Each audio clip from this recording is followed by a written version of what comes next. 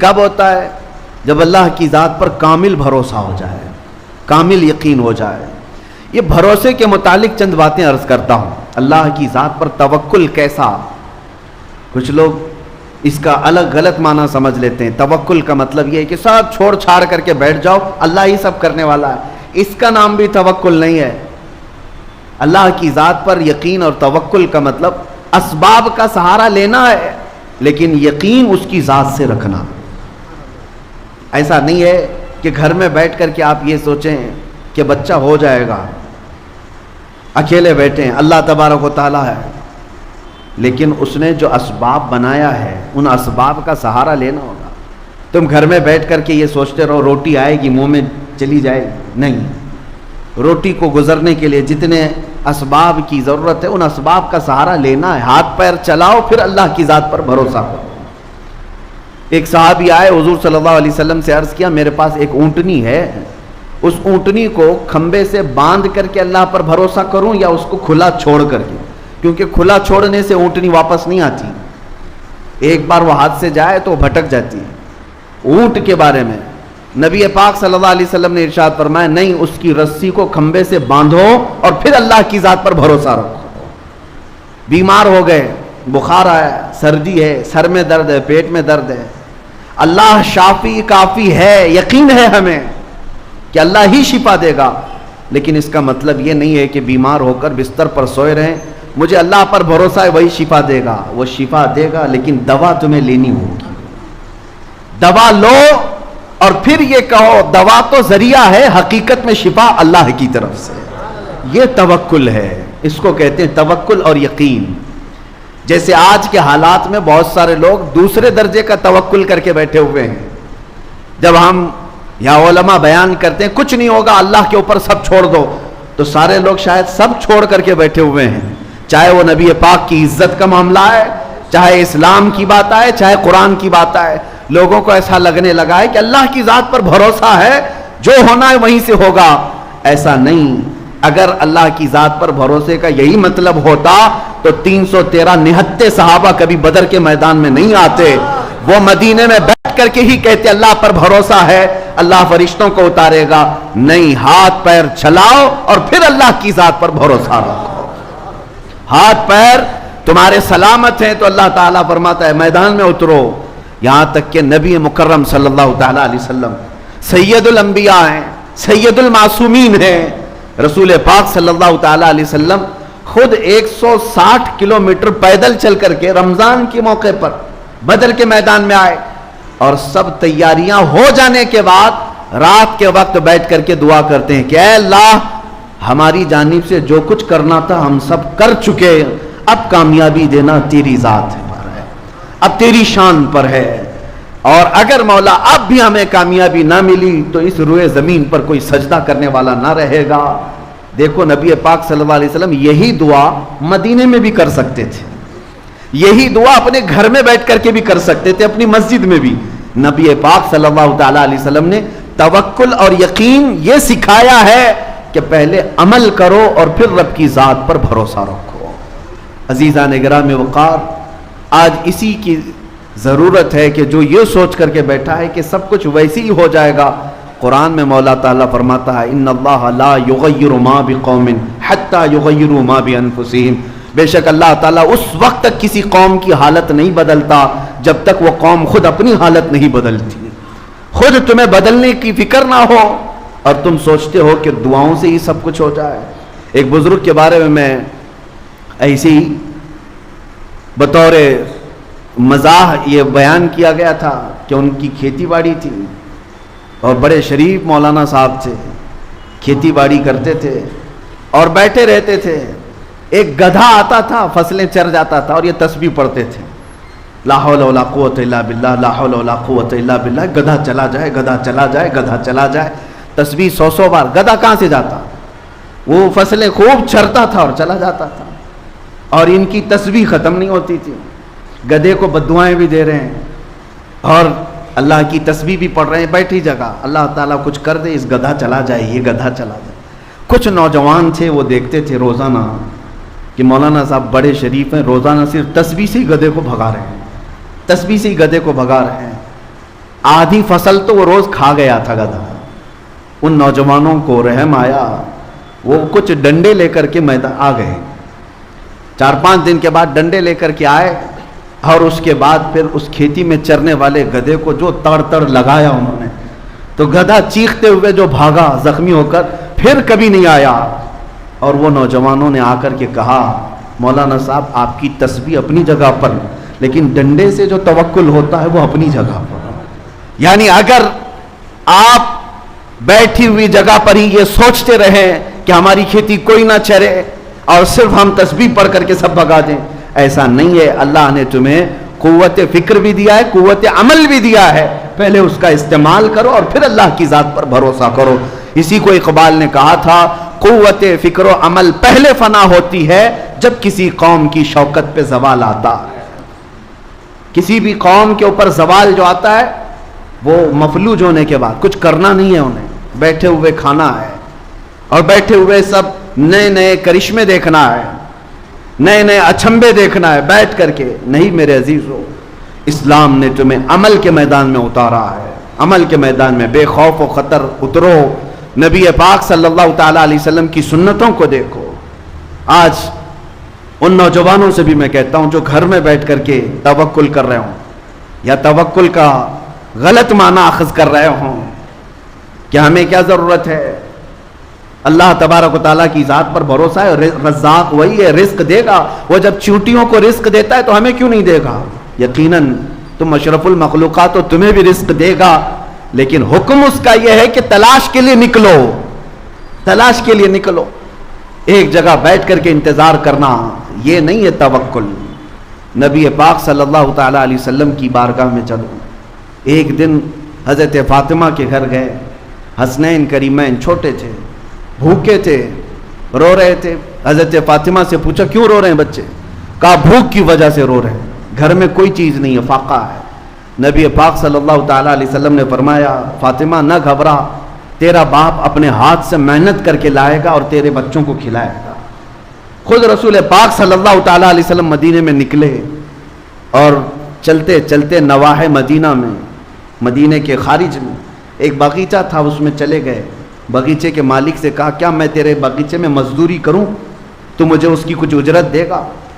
باغیچے کے مالک نے منظوری بھری، کہا کہ ٹھیک ہے میں تیار ہوں، مزدوری کر سکتے ہو۔ دیکھو میرے باغیچے کے درختوں کو پانی سینچنا ہے، پانی پلانا ہے، تم 1 ڈول پانی بھر کر کے ڈالو گے، میں 2 کھجوریں اجرت میں دوں گا۔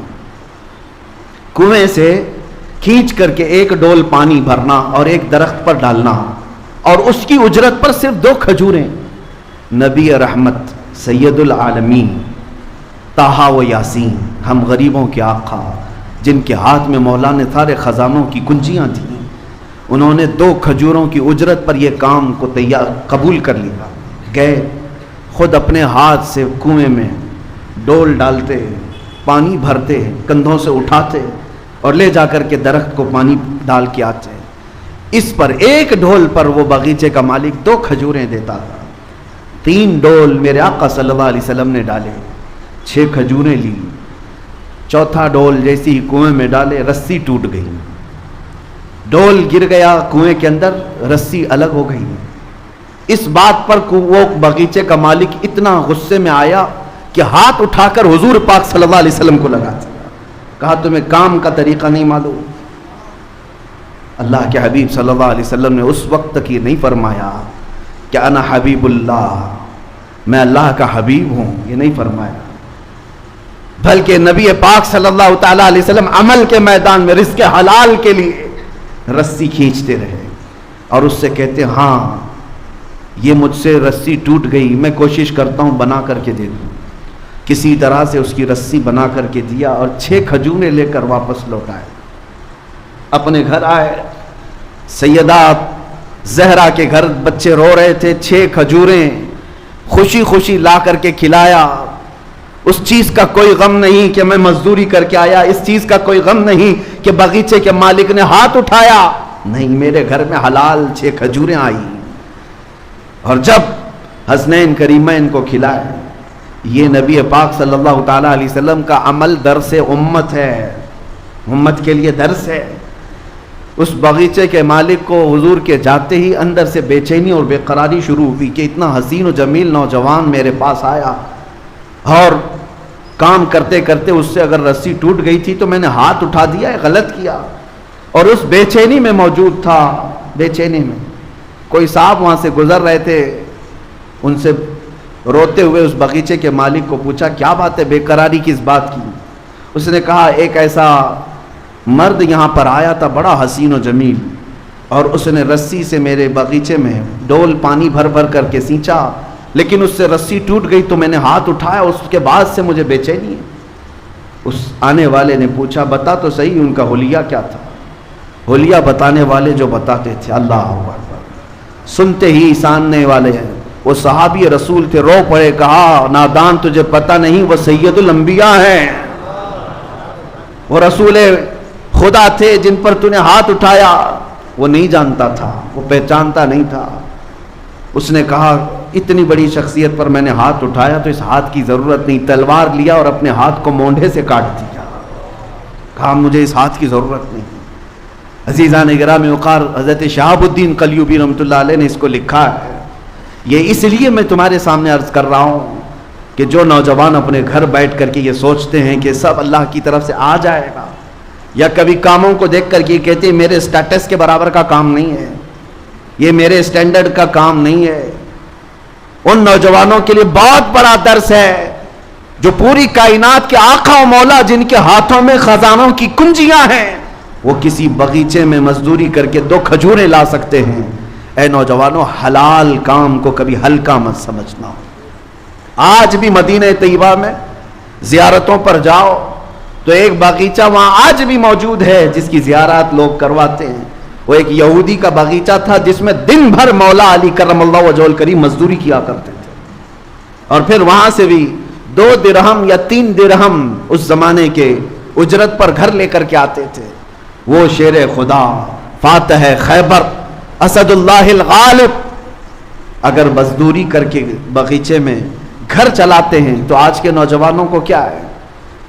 اس لیے میرے عزیزو، توکل کا مطلب یہ ہے کہ عمل کرو اور اللہ کی ذات پر یقین رکھو، اللہ کی ذات پر یقین رکھو، اور اس بھروسے کا فائدہ اتنا بڑا ہے، اتنا بڑا۔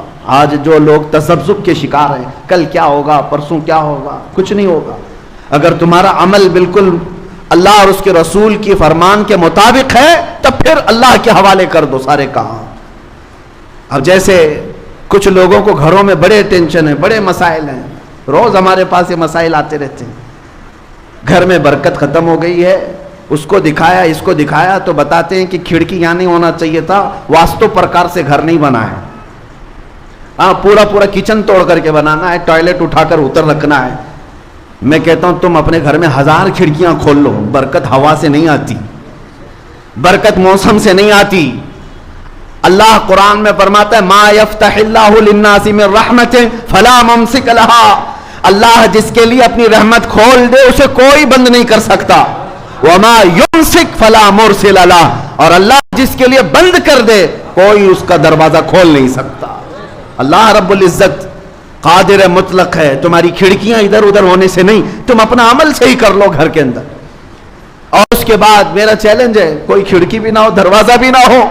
حدیث پاک میں ہے اللہ پر بھروسہ کرنے والا 70 دروازوں کے اندر بھی بیٹھے مولا اسے پتھر سے بھی رزق عطا فرمائے، پتھر سے بھی اس کے لیے رزق کھول دے گا۔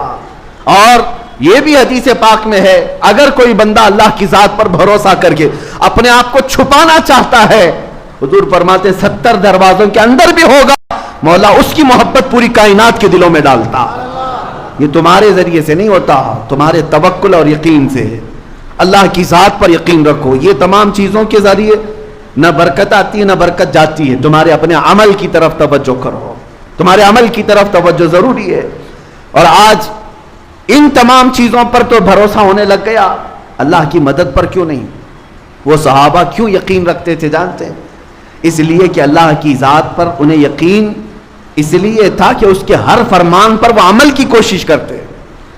انہیں دیکھو چھوٹی یعنی 50 سال کے شراب کی عادت جن کو تھی، ایک فرمان رسول آیا مدینے میں، سارے لوگوں نے اپنے مٹکے توڑ دیے، اپنے پیالے توڑ دیے، جو منہ تک لگا چکے تھے وہ بھی پھینک دیے.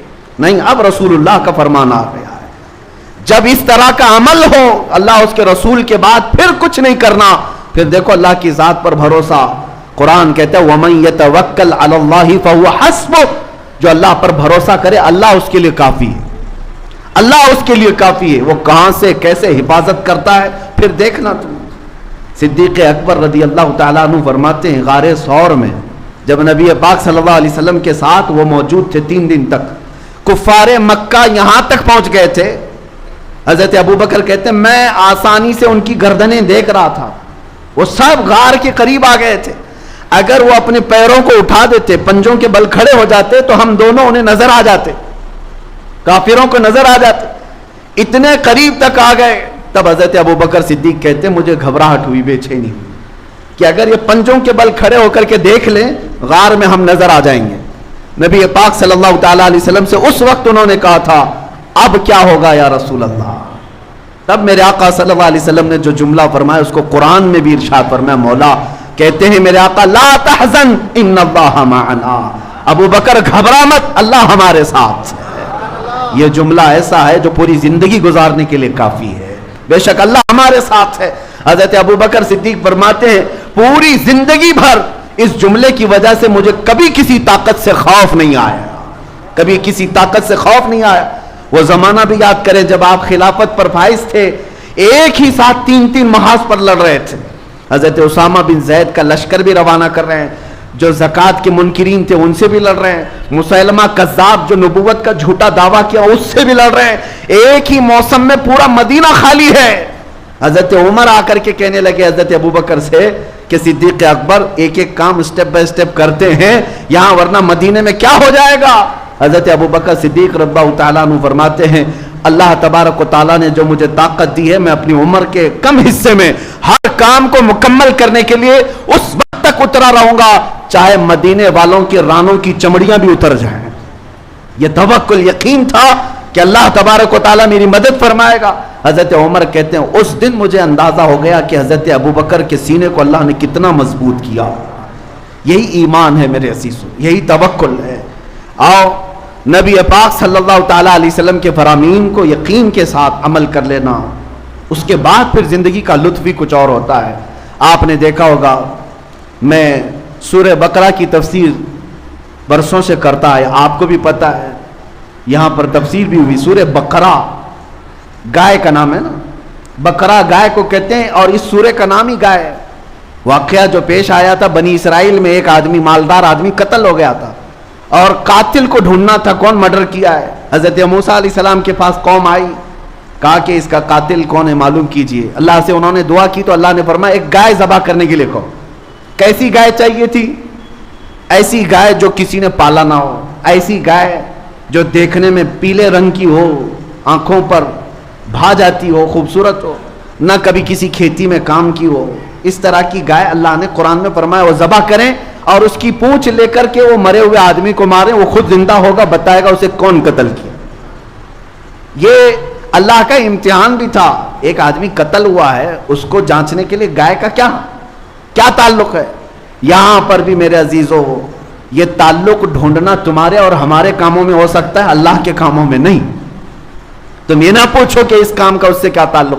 بہرحال میں واقعہ شارٹ میں بتا رہا ہوں، یہ گائے ان کو کہاں ملنی تھی، ڈھونڈنا تھا. اتفاق ایسا اسی زمانے میں ایک نیک آدمی، اس کا ایک چھوٹا بیٹا تھا، بیوی تھی، گھر چھوٹا سا تھا، چھوٹی سی فیملی، لیکن وہ بندہ بڑا پرہیزگار. اچانک بیمار ہوا. اس کے گھر میں کوئی چیز نہیں تھی سوائے ایک گائے کے بچیا. ایک گائے کی بچیا تھی، چھوٹی سی تھی. اس نے دیکھا کہ بیماری اس کی بڑھتی جا رہی ہے اور مرنے کے قریب آ گیا. میری بیوی اور بچے کی دیکھ بھال کون کرے گا؟ ہم تو انویسٹ کر کے چلے جائیں یا نامینیٹ تو کر دیں، بیوی کے نام اتنی جائیداد، بچے کے نام اتنی جائیداد، فلاں بینک میں کچھ رکھ کر کے جائیں. لیکن اس اللہ والے نے اس گائے کی بچیا کو اٹھایا اور جنگل میں لے گیا. جنگل میں لے جا کر کے چھوڑ کر کے اللہ کو پکارتا ہے، اے اللہ تیرے سے بہتر حفاظت کرنے والا کوئی نہیں. میری موت کے آثار قریب نظر آ رہے ہیں اور میرے گھر میں میرا بچہ چھوٹا ہے. میں یہ گائے کی بچیا تیرے حوالے کر رہا ہوں. جب میرا بیٹا جوان ہو جائے تو تو اسے یہ لقب دینا. یہ توکل کا اعلیٰ درجہ ہے. جنگل میں لے جا کر چھوڑنے کی کیا ضرورت, میدان میں ہی چھوڑ دیتا, وہ گائے ادھر ادھر چرتی پلتی. نہیں, جنگل میں جب کہ بھیڑیا بھی ہیں, شیر بھی, کوئی بھی کھا جاتا. یقین کا درجہ یہی تو سمجھ میں آتا ہے کہ اللہ کی ذات پر کیسا بھروسہ تھا. چھوڑ کر کے چلا آیا اپنے گھر, اپنی بیوی کو بتایا میں جنگل میں اللہ کے نام پر ایک گائے چھوڑ آیا ہوں, جب میرا بیٹا جوان ہو جائے تو اسے کہنا جا کر کے اللہ سے وہ مانگ لے. کیا تعلقات تھے اپنے رب کی ذات سے, کیسے تعلقات تھے. ہونا تو یہی چاہیے کہ تم کہیں تھک جاؤ, اس کو سنانے سے بہتر ہے مسجد میں آؤ, سیدھے اپنے اللہ سے باتیں کرو, اللہ کو سناؤ کہ مولا میں تیرا بندہ ہوں, تو میرا خدا ہے, میں جاؤں تو اس کے ہاں کیوں جاؤں, تیرے دربار میں آتا ہوں. اس میں جو لذت ہے دل کے اندر وہ کہیں نہیں ملے گی. دوسرے کو سناؤ اپنی تکلیف, آج ہو سکتا ہے تسلی دے دے, کل 4 کو بتائے گا دیکھا فلاں جو ہے اتنی مصیبت میں, تمہیں تو وہ ہر جگہ بے عزت کرتا رہتا ہے. لیکن مولا کی شان یہ ہے تمہاری چیزوں کو چھپاتا بھی ہے اور نوازتا بھی ہے. وہ بچہ جوان ہوا, بیوہ عورت تھک گئی تھی کما کر کے کھلا کر کے, اپنے بیٹے سے کہتی ہے بیٹا دیکھ اب میری بھی عمر ساتھ دینے چھوڑ چکی ہے, تیرے باپ نے ایک گائے کی بچیا جنگل میں چھوڑی تھی, وہ ہو سکتی ہے بڑی ہو گئی ہوگی, گائے بن گئی ہوگی, تو جا اللہ کے نام پر پکار, شاید وہ تجھے گائے مل جائے, اس کو بیچ کر ہم اپنا گھر چلا لیں.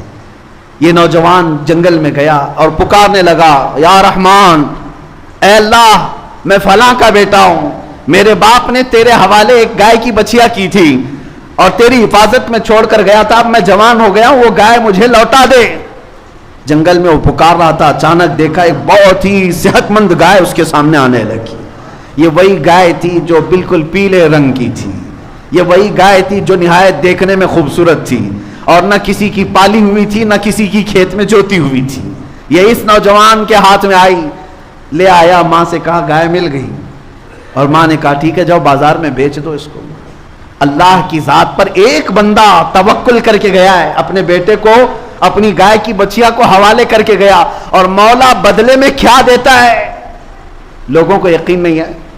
کیا رب تعالیٰ اس کو لوٹا کر دیتا ہے, خالی گائے لوٹا کر دے دیا حفاظت کے ساتھ؟ نہیں, گائے جب آئی تو ماں نے کہا بازار میں بیچ دینا. کتنی میں؟ ماں نے کہا 6 درہم میں بیچ دو, اتنے ہمیں ضرورت ہے, لیکن جتنے پر سودا طے ہو جائے پہلے مجھ سے بات کرنا.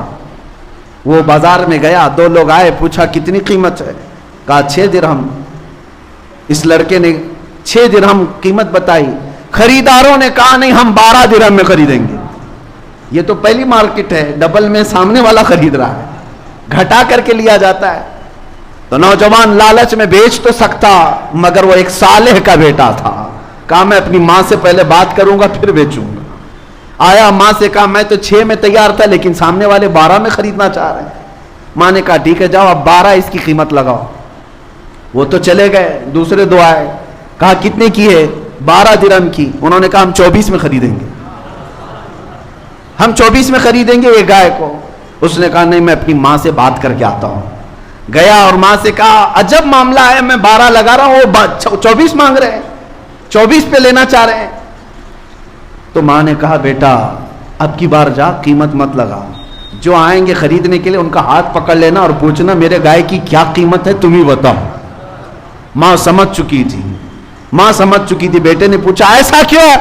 ماں نے کہا بیٹا وہ خریدار نہیں ہے, وہ اللہ کے فرشتے ہیں, وہ اللہ کے فرشتے ہیں جو ہماری ہدایت کے لیے آئے ہیں.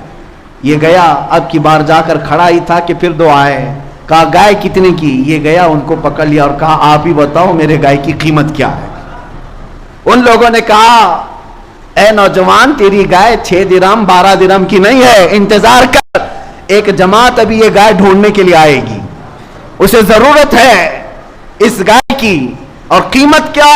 کہا وہ جماعت جب آئے گی تو قیمت بتانا, اس گائے کی چمڑی اتار کر کے اس میں جتنا سونا چاندی بھر جائے وہ اس گائے کی قیمت.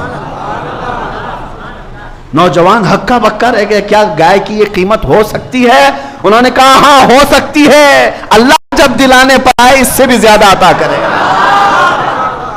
اللہ کی ذات پر تیرا باپ بھروسہ کر کے گیا تھا نا, اللہ کی ذات پر چھوڑ کر گیا تھا, اور اللہ جب بدلے میں دیتا ہے تو صرف وہ چیز نہیں دیتا بلکہ اس سے کئی درجے گنا بڑھا کر کے عطا فرماتا ہے. میرے عزیزو, وہ جماعت آئی اور دیکھا گائے ہو بہو وہی ملی ہے جس کا ان کو حکم تھا. انہوں نے پوچھا یہ گائے ہمیں تو چاہیے. اس نوجوان نے کہا قیمت معلوم ہے؟ پوچھا کیا ہے؟ کہا اس گائے کو ذبح کر کے اس کی چمڑی بھر کے سونا چاندی. وہ سب ہکے بکے رہ گئے. اتنی قیمت؟ کہا اتنی قیمت ہے اس گائے کی. ان کو لینا ہی تھا. اب دیکھیں اللہ تبارک و تعالیٰ کے سارے کام مقدر پر کس طرح ہوتے ہیں. وہ جماعت اتنی کیوں فکر مند تھی؟ ان کو کیوں چاہیے تھا کہ وہ قاتل کون ہے پتا چلے؟ ایک آدمی کا مرڈر ہو گیا، مر گیا، اور قاتل کو ڈھونڈنے کے لیے اتنی فکر کیوں؟ وجہ یہ تھی کہ مرا ہوا آدمی اس کا مال تھا، اور مال کے لفڑے آپ کو پتا ہے، یا تو قاتل ہڑپنے والا تھا یا یہ جماعت ہڑپنے والی تھی کہ اس کا پیسہ ہم سب کو مل جائے. اب جا کر کے شارحین فرماتے ہیں وہ تیار تو ہو گئے قیمت دینے کے لیے، لیکن فیصلہ کیا کون دے گا یہ پیسہ؟ قاتل کو ڈھونڈنے کے لیے کس کا پیسہ لگایا جائے گا؟ تو طے یہ ہوا کہ مرا ہوا جو آدمی ہے اسی کے پیسوں سے یہ خریدا جائے. اب جا کر کے انہوں نے اس مرے ہوئے آدمی کی پراپرٹی جائیداد سب جمع کی، تب جا کر کے اتنی ہی قیمت بنی جتنا اس گائے کی کھال میں سونا چاندی ہے. لالچ کرنے والوں کو ان کا انجام. یعنی وہ قاتل، یہ انہوں نے قیمت دے دی، گائے خرید لی، ذبح کر کے پونچھ ماری، اور وہ یقیناً زندہ ہوا مرا ہوا آدمی، اور اٹھا اور اس نے کہا میرا چچیرا بھائی مجھے مارا تھا، وہ قاتل ہے. وہ بھی گرفتار ہوا، مال بھی گیا، اور وہ خالی ہاتھ رہے. لیکن اللہ کی ذات پر ایک صالح بندہ جو توکل کر کے گیا تھا، جنگل میں بچیا چھوڑ گیا تھا، مولا کریم نے بچیا تو اس کو واپس دلائی، لیکن ظالموں کو ان کے کام کے انجام تک پہنچا کر صالحین کے گھر کو اللہ تعالیٰ آباد بھی فرماتا ہے. اسی لیے حدیث پاک میں اگر تمہارا باپ اللہ کی ذات پر توکل کرتا ہے تو 7 نسلوں تک اللہ اس کا فائدہ پہنچاتا ہے. صالحین اگر گھر میں ہو 7 پشتوں تک اس کا فائدہ ہوتا ہے. اللہ کی ذات پر ایک صحابی تجارت پر جا رہے تھے، ان کی بیوی حاملہ تھی. بیوی نے کہا ابھی اس حالت میں جا رہے ہو، بچے کی ولادت کے دن قریب ہیں، یہ بچہ ہے پیدا ہونے والا ہے، کس کے حوالے کر جا رہے ہو؟ صحابی اس خاتون کے اپنی بیگم کے پیٹ پر ہاتھ رکھتے ہیں اور کہتے ہیں یہ بچہ تو اللہ کے حوالے ہے، توکلت علی اللہ، اللہ کی ذات پر میں نے چھوڑ دیا ہے، گھبرا مت میں جلدی آ جاؤں گا تجارت سے. گئے، وہ تجارت پر گئے، اور ادھر بچے کی ولادت ہونے سے پہلے ہی خاتون کا انتقال ہو گیا. درد ذہ میں، ولادت کے درد میں وہ برداشت نہ کر سکی، انتقال ہو گیا. لوگ لے گئے قبرستان میں دفن کر کے آ گئے. ان کو جب خبر ملی تو وہ جلدی اپنا سامان لپیٹ کر واپس پہنچے. بڑا غم ہوا کہ بیگم نے کہا تھا اس حالت میں چھوڑ کر مت جاؤ، کاش میں ہوتا تو کچھ سہارا تو ہوتا. لیکن بہرحال غم کے عالم میں وہ قبرستان پہنچے اپنی بیوی کی قبر پر. جب وہاں قبر کے پاس پہنچے تو قبر کھلی ہوئی تھی اور ایک بچے کے رونے کی آواز آ رہی. 3 دن گزر چکے. اب انہوں نے قبر کی مٹی ہٹائی تو دیکھا ایک صحت مند بچہ وہاں پر ہاتھ پیر مار رہا ہے اور چیخ رہا ہے، اور ان کی بیوی کی لاش بھی موجود ہے. انہوں نے بچے کو اٹھایا اور پوچھا یہ بچہ اس قبرستان میں قبر میں کہاں سے؟ غیب سے ندائی، اے بندے کیا جانے کے وقت تو نے اس بچے کو ہمارے حوالے نہیں کیا تھا؟ اس کی حفاظت اللہ تعالیٰ نے فرمائی تیرے آنے تک. عزیزان گرامی وقار، اللہ کی ذات پر توکل اور یقین کرنے والے بندوں کو اللہ کبھی تنہا نہیں چھوڑتا، کبھی انہیں ضائع ہونے نہیں دیتا. امتحانات کی گھڑیوں سے گزارتا ہے مگر اللہ ہر گھڑی تمہارے ساتھ ہے.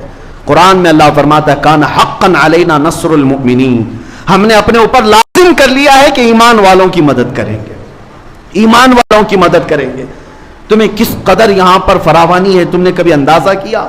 اس رحمان کے جلوے تم نے دیکھے اس کائنات کے اندر؟ پیدا ہونے سے لے کر موت تک وہ ہماری حفاظت فرما رہا ہے ہر گھڑی. اور اس کے سجدوں میں، اس کی عبادتوں میں جو تم نافرمانی کرتے جا رہے ہو، قیامت کے دن بڑا پچھتاوا ہوگا، بڑا پچھتاوا ہوگا. بلکہ بعض بندوں کا حال یہ ہے قیامت کے دن وہ یہ کہیں گے شاید ہماری زندگی میں کوئی سکھ نہ ملتا، صرف دکھ میں ہی گزار رکھتے، تب بھی مولا اچھا ہوتا کہ تیری یاد میں تو رہتے.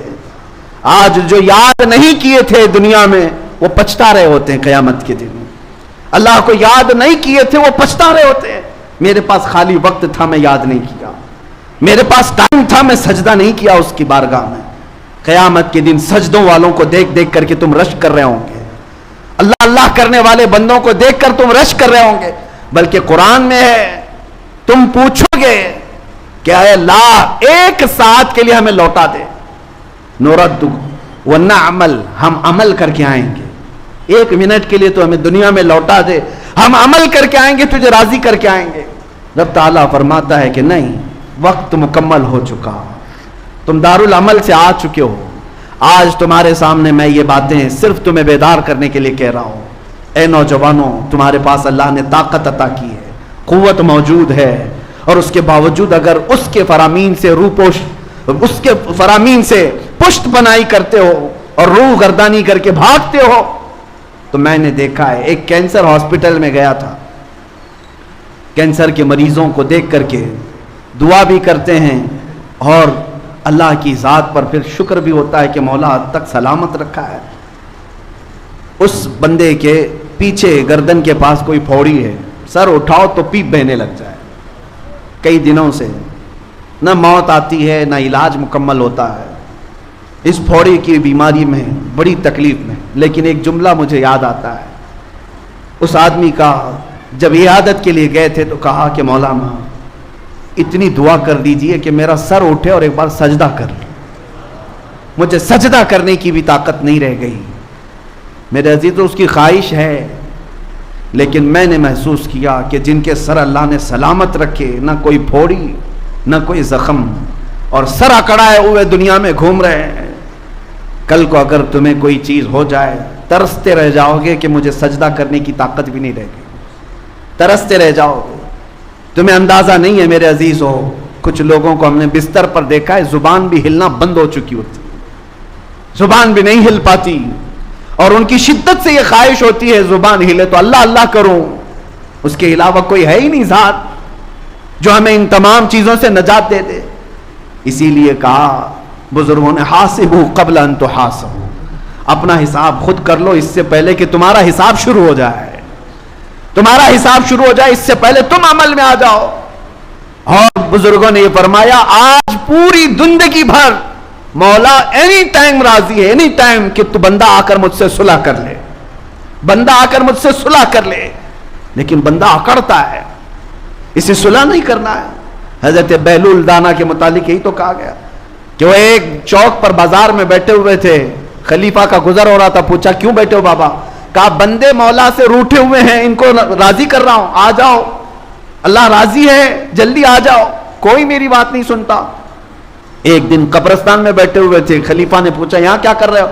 کہا بندے تو مان گئے مگر وہ نہیں مانتا، مرنے کے بعد تو ہر کوئی مان رہا ہے، اب رب تبارک و تعالیٰ کو منانے لگا ہوں۔ تمہارے پاس ابھی بہت غنیمت کا وقت موجود ہے، موت سے پہلے بہت غنیمت کا وقت موجود ہے۔ 5 چیزیں میں ذکر کر کے اپنی گفتگو کو سمیٹتا ہوں۔ میرے آقا صلی اللہ علیہ وسلم کی ایک حدیث ہے، اللہ کے حبیب صلی اللہ تعالیٰ علیہ وسلم ارشاد فرماتے ہیں 5 چیزوں کو 5 چیزیں آنے سے پہلے غنیمت جانو۔ کون سی؟ اللہ کے حبیب صلی اللہ علیہ وسلم فرماتے ہیں شبابک قبل حرمک، اپنی جوانی کو غنیمت جانو بڑھاپا آنے سے پہلے۔ جوانی ہے آج، بڑھاپا آنے سے پہلے اس کو غنیمت جانو، عمل کر لو۔ دوسری چیز میرے آقا صلی اللہ علیہ وسلم فرماتے ہیں اپنی صحت کو غنیمت جانو بیمار ہونے سے پہلے، بیماری میں پھر تم کچھ نہیں کر پاؤ گے، صحت کو غنیمت جانو۔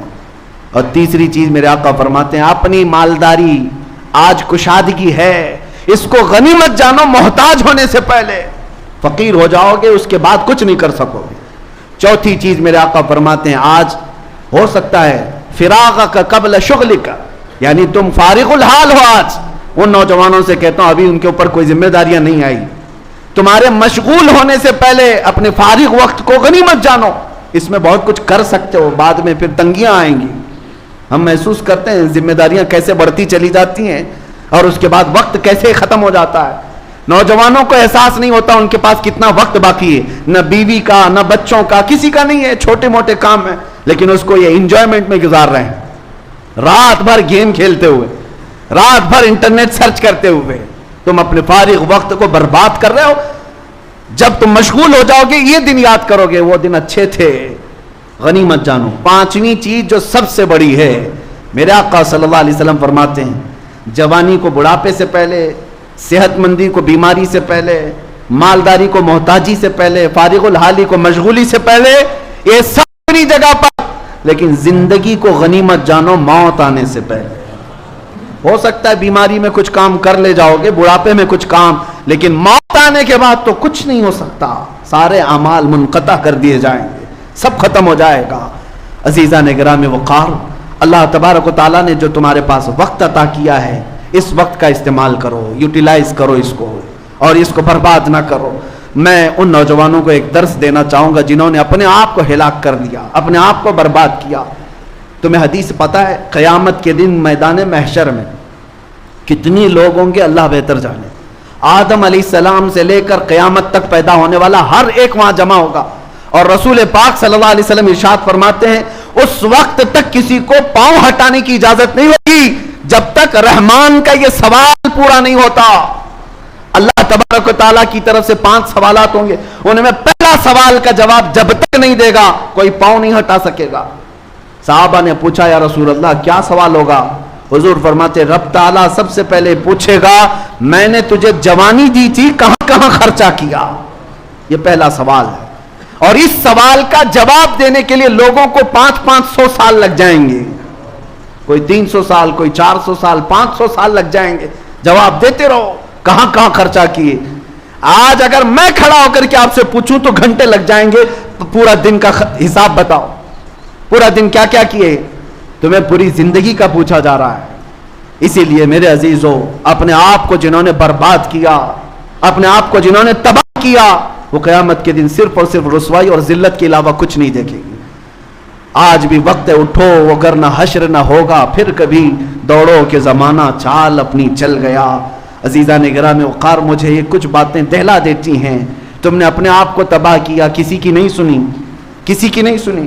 تم نشے میں اپنے آپ کو برباد کرتے رہے. لیکن جانتے ہو کئی ایسے ہیں, میں جنازوں پر شریک ہوا, ان کی چھوٹی بچیاں چھوٹے بچے روتے رہ گئے, باپ بڑی جوانی میں چلا گیا. کیوں گیا؟ اپنے آپ کو نشہ میں برباد کر کے خود ہی مر گیا. لیکن ان بچوں سے ہمیشہ کے لیے باپ کا سایہ ختم, گھر میں بیٹھی ہوئی عورت کو بیوہ کر کے چلا گیا. تجھے پتا ہے موت تو اپنے وقت پر آتی ہے, لیکن خودکشی کرنے والا یہ جہنمی ہے. اپنے آپ کو تباہ و برباد کرنے والا جہنم میں جا رہا ہے. نوجوانوں کچھ تو سوچو. جس بچے کو اگر ہم یہ کہیں کہ بیٹا آ جا اللہ کی طرف, تو اسے یہ لگتا ہے ہمارے اپنے کرنے سے کسی کو کیا فرق پڑتا ہے, پیسہ میرا ہے, وقت میرا ہے, لائف میری ہے. نہیں, تمہیں پتا نہیں تم سے کتنی زندگیاں جڑی ہوئی ہیں, تمہارے ماں کی, تمہارے باپ کی, تمہاری اولاد کی, تمہارے بھائی بہنوں کی, سب کی زندگیاں تمہارے ساتھ جڑی ہوئی ہیں. تمہیں درد ہوتا ہے تو پورے خاندان کو درد ہوتا ہے, سب کو تکلیف ہوتی ہے. اس لیے نوجوانوں سے میں کہوں گا تمہارے پاس جو وقت ہے اس کو اپنے آپ کو برباد کرنے میں صرف نہ کرو. آؤ اللہ کی طرف. ایک نوجوان کی بات بتا کر کے میں ختم کرتا ہوں. اللہ کی ذات پر جب کسی کو یقین آتا ہے تو مولا جیتے جی جو اسے انعام عطا کرتا ہے. بغداد میں ایک نوجوان تھا, بڑے پیسے والا, بہت مالدار تھا, بہت پیسہ تھا, لیکن اس پیسے کا استعمال کہاں کرتا؟ عیاشی میں. کبھی شراب خریدے, کبھی جوے پر جائے, اور کبھی عورتوں کے مزے لیتا رہے. یہی اس کا روز کا کام تھا. لیکن اس کی عادت یہ تھی کہ جو کرتا تھا اپنی ڈائری میں لکھتا بھی رہتا تھا. بے حیا, جو کیا اس کو لکھ کر کے بھی رکھے, آج میں نے اتنی عیاشی کی ہے, آج یہ کیا, آج زنا کیا, آج فلاں کیا, ڈکا, سب کچھ. ایک دن بازار گیا, ایک عورت اسے پسند آئی, اس کو کہا کیا میرے گھر چلے گی, آج پیسہ دوں گا. تیار ہو گئی, اس عورت کو لے آیا. پیسے پر آج کی رات گزارنی ہے, اس کو بدکاری کرنی ہے. عورت کو گھر لے آیا, اور جیسے اس کی عادت تھی عیاشی کی, گھر کو سجایا ہوا تھا, بند کیا. اس خاتون کو اپنے کمرے میں بلایا. جیسے ہی وہ عورت آئی تو اس کا پورا بدن کانپ رہا تھا. وہ عورت پیلی پڑی ہوئی تھی. پوچھا کیا بات ہے, کس بات کا بخار ہے تجھے, تکلیف ہے؟ وہ عورت کے آنسو چھلک پڑے. کہا میں فاحشہ اور طوائف نہیں ہوں, میں بدکار نہیں ہوں, میں ایک بیوہ خاتون ہوں. میرے 3 بچے پچھلے 4-5 دن سے بھوکے ہیں.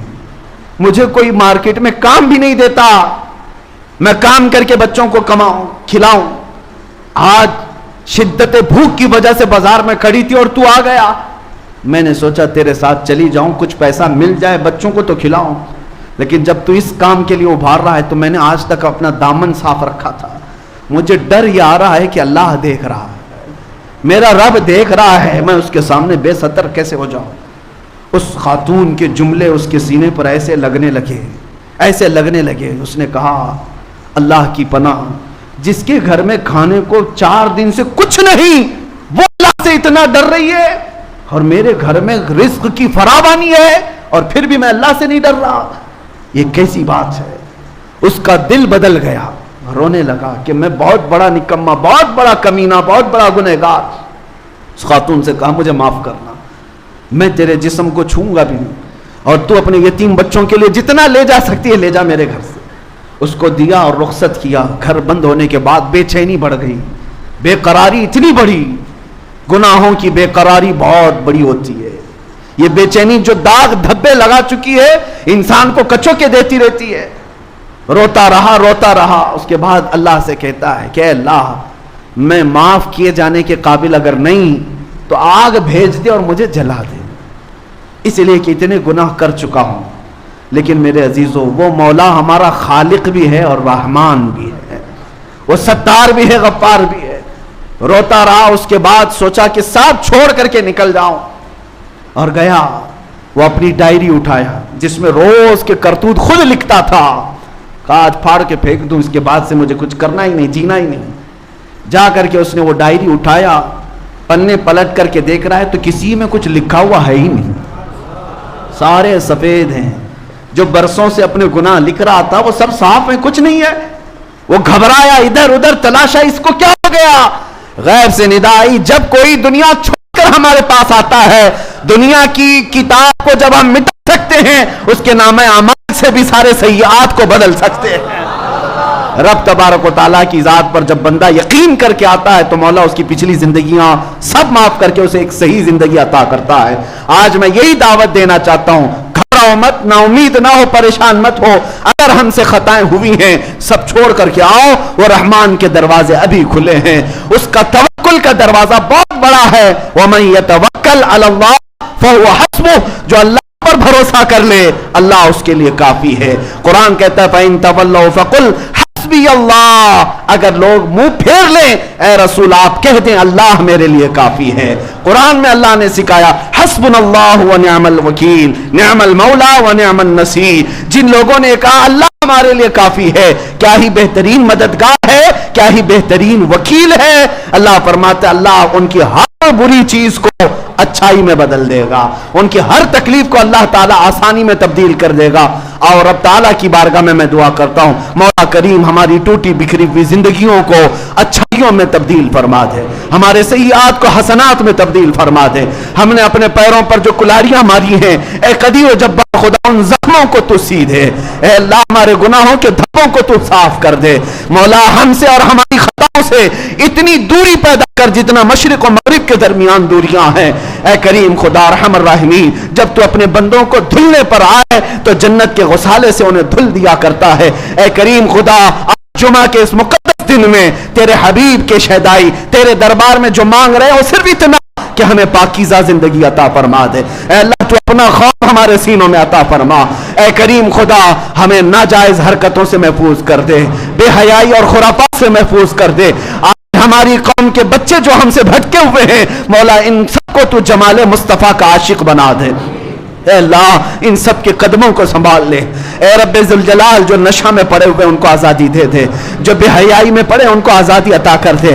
اے کریم خدا اگر ہم جیسوں کو تو نے معاف کیا تو تیری رحمت کے خزانے میں کوئی کمی نہ ہوگی، اور اگر تو عذاب دیتا ہے تو مولا تیرے ہی تو بندے ہیں.